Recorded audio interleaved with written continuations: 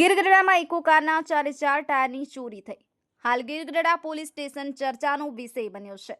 ત્યારે ગીરગઢડા 2 નંબર કહેવાતું સ્ટેશન નજીક એસબીઆઈ બેંકની સામે ઉભેલી ધર્મેશભાઈ લાલભાઈ ટાંકની ઇકો કારના 4 ટાયરની ચોરી થઈ ગઈ.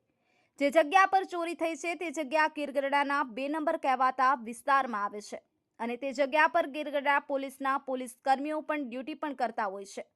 જે જગ્યા પર પોલીસની ડ્યુટી છે તે જગ્યાથી 300 થી 500 મીટરની દૂર થાય છે. તો રાત્રે ડ્યુટી કરતા પોલીસ કર્મીઓ શું કરતા હતા તે એક મોટો પ્રશ્ન છે. જો પોલીસ કર્મી ડ્યુટી નિભાવતા હતા તો એટલી દૂરીથી ચોરી કેમ થઈ? 4 વ્હીલ કારના 4 ટાયર કાઢવા માટે આશરે અડધો કલાક જેટલો સમય લાગતો હોય છે. તો અડધી કલાક સુધી ત્યાં ડ્યુટી કરતા પોલીસ શું કરતા હતા? ચોરી થયાના બીજા દિવસે અરજદારે પોલીસ સ્ટેશન પર જઈ અરજી પણ લખાવી હતી. તે કામે પોલીસ 2 દિવસ પછી અરજદાર 10 જેટલા લોકોને પોલીસ સ્ટેશન પર લઈને જાય. ત્યારબાદ ગીરગઢડા પોલીસ પંચરોજ કામ કરવા આવ્યા. ત્યારબાદ હવે ચોર મળે છે કે કેમ તે તો હવે જોવું રહ્યું. Harshad Vadher, D mirror news, Gir Gadhada. નમસ્કાર. ગીરગઢડામાં અવારનવાર અનેક બનાવો બનતા હોય છે. ત્યારે હાલ ગીરગઢડાનો બનાવ એવો છે કે શનિવારના રાત્રિના સમયે હાઈવે ઉપરથી, જે ગીરગઢડાનો હાઈવે છે, 2 નંબરનું બસ સ્ટેન્ડ કહેવામાં આવે છે, તેની નજીક એસબીઆઈ બેંકની સામે એક ઇકો કાર પડેલી હોય છે, ઇકો ગાડી હોય છે, તેમના 4 ટાયર ચોરાઈ જાય છે.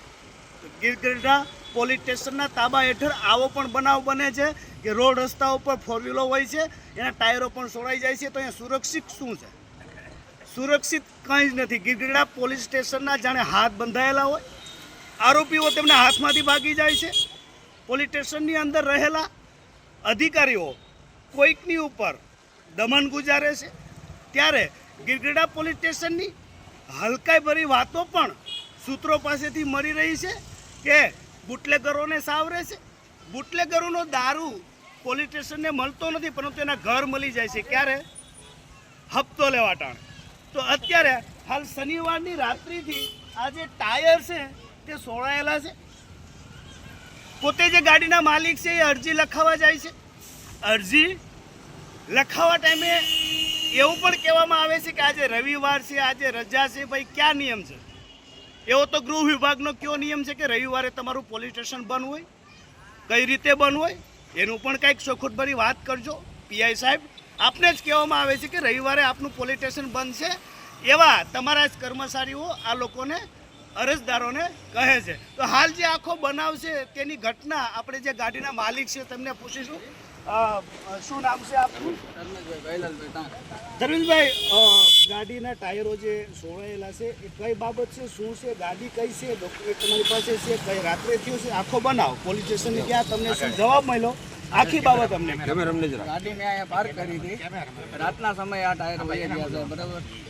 અને રાતના સમયે આ ટાયર વહી ગયા એટલે અમે રવિવારે સવારે ગયા છે ત્યાં, બરાબર. રવિવારે સવારે ગયા એટલે ત્યાં અમે 9 વાગે ગયા હતા, ત્યારે પોલીસ સ્ટેશન બંધ હતું, બરાબર. પછી 10:30 વાગે ગયા. 10:30 વાગે એ લોકો સાહેબો આવ્યા, ફોટા પાડી ગયા છે. પછી રાતે બપોરે 2 વાગે અરજી લીધી અમારી પાસે. પછી અહીંયા કીધું કે હવે કાલે તમારો વારો આવશે. એ કે સીસીટીવી કેમેરાનું બધું ચેકઅપ કર્યું. સોમવાર આખો દી વહી ગયો છે, કોઈ જાતની અહીંયા ઓલી કરી નથી, બરાબર. એટલે આજ પાછો મંગળવાર થઈ ગયો. એ અત્યારે સાંજના 6 વાગે છે. એ લોકો પાછા અમે ગયા ત્યારે એ લોકો અહીંયા આવ્યા. તમે કેટલા જણા પોલીસ સ્ટેશન રજૂઆત કરવા ગયા હતા? અમે 10 થી 12 જણા ગયા હતા. તમારી અરજી લેવામાં આવી છે?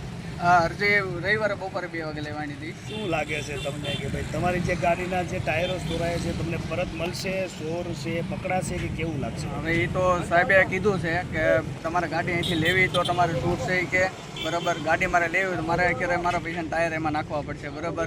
એનું નુકસાન એ તો મારે જ છે. શું છે અત્યારે? મારે બીજું કાંઈ નથી. મારે ખાલી એક જ રીત છે કે મારે આનો ન્યાય જોઈએ, મતલબમાં કે આ કોણ, મારે ટાયર ન આવે તો કાંઈ નહીં, બરાબર. મારે આ માણસ સબૂત જોઈએ છે કે આ ચોરને પકડી શકશે કે નહીં પકડી શકે. તો હાલ આવી બાબતો પણ બનતી હોય છે. ગુજરાતભરમાં અનેક ચોરીઓ થતી હોય છે, ઘણી ચોરીઓ થતી હોય છે. ત્યારે હાલ ગીરગઢડાની અંદર રોડને જ કાંઠે એક પડેલી ઇકો કારના ટાયરો રાતે ચોરાઈ જાય છે. સાહેબ, આપના તાબાના પોલીસ સ્ટેશનની નીચે આવતા કર્મચારીઓ અનેક રાત્રિની ડ્યુટી કરી રહ્યા છે. જુઓ, શનિવારે રાતે કોણ ડ્યુટી ઉપર હતું? એ લોકો ક્યાં હતા? અહીંથી થોડેક જ દૂર, 500 મીટર દૂર ડ્યુટી કરતા હોય છે ને અહીંયા ચોરી થઈ જાય. સાહેબ, કાલ સવારે કોઈના ઘરમાં પણ ચોરી થશે, દુકાનો પણ પડશે, દુકાનોમાં પણ ચોરી થશે, આવા બનાવો પણ બનશે. સામે SBI બેંક પણ છે. જો SBIની બેંકની સામેથી જ 4 વ્હીલના ટાયરો ચોરાઈ જાય છે તો કાલ સવારે SBI બેંકમાં પણ જો ચોરી થશે તો એના જવાબદાર કોણ રહેશે? અહીંયા અનેક દુકાનો એવી છે કે ત્યાં ડિમોલેશન બાદ આ લોકોએ માંડ કરી અને પોતાના સ્વખર્ચે દુકાનો ઊભી કરી છે, તેમાં પણ ચોરી થશે તેનો જવાબદાર કોણ રહેશે? તો ખરેખર હાલ જે આ ઇકો કારના જે ટાયરો ચોરાયા છે. હાય, હું છું ક્રુઝિન સિંઘાનિયા. આપની આસપાસના સત્ય સમાચાર જાણવા માટે જોતા રહો દીવ મિરર ન્યૂઝ. અને હા, લાઈક અને સબસ્ક્રાઇબ કરવાનું ભૂલતા નહીં. Thank you.